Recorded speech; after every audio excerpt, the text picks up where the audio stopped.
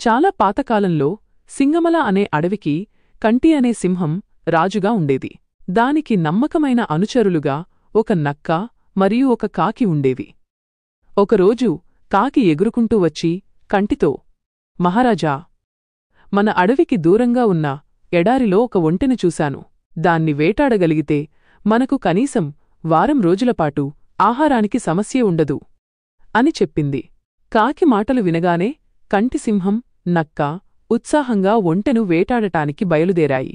కాని అవి ఎడారిలోకి అడుగుపెట్టగానే అక్కడి తీవ్రమైన వేడికి సింహం, నక్కల కాళ్లు కాలి ఒక్క అడుగు కూడా ముందుకు వేయలేకపోయాయి. పరిస్థితి అర్థం చేసుకున్న కాకి త్వరగా ఒంటె దగ్గరకు వెళ్ళి, మిత్రమా, దయచేసి మా రాజు సింహాన్ని, మంత్రి నక్కని అడవిలో మా స్థావరం దగ్గర దించగలవా అని బతిమాలింది.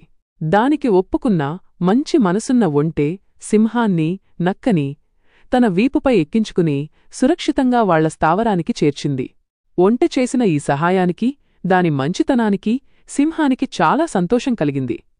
మిత్రమా, నువ్వు కూడా మాతోపాటు ఇక్కడే ఉండు అని ఒంటెతో ప్రేమగా అంది. అయితే సింహం ఉన్నపళంగా తీసుకున్న ఈ నిర్ణయం నక్కకి, కాకికి ఏమాత్రం నచ్చలేదు. ఎందుకంటే ఒంటెను చంపి తినాలనేది వాటి మొదటి ఆలోచన. దాంతో అవి రెండూ ఒక ఉపాయం పన్నాయి. మహారాజా, కాళ్ళు కాలడం వల్ల మీరు ఇప్పట్లో వేటాడలేరు. మీరు ఆకలితో ఉండటం మాకు చూడలేము. కాబట్టి దయచేసి మమ్మల్ని ఆహారంగా స్వీకరించండి అంటూ కాకి, నక్కా నటన మొదలుపెట్టాయి. ఈ నాటకమంతా గమనిస్తున్న ఒంటె సింహంతో, రాజా, వాళ్లని వదిలే. నన్ను చంపితే మీ ముగ్గురికి వారం రోజులపాటు ఆహారమవుతాను అంటూ దయతో ముందుకొచ్చింది. ఈ మాట వినగానే నక్క, కాకి ఈ మాటకోసమే ఇంత నాటకమాడాయని సింహానికి అర్థమైపోయింది. వాటి స్వార్థం తెలిసి కోపంతో సింహం, సరే, అయితే ఒక్కొక్కరూ వరసగా రండి. ముందు చిన్న జీవితో మొదలుపెడతాను. కాకి, నువ్వురా ముందు అంది గంభీరంగా. ఆ మాట వినగానే కాకి భయంతో తుర్రుమంటూ ఎగిరిపోయింది.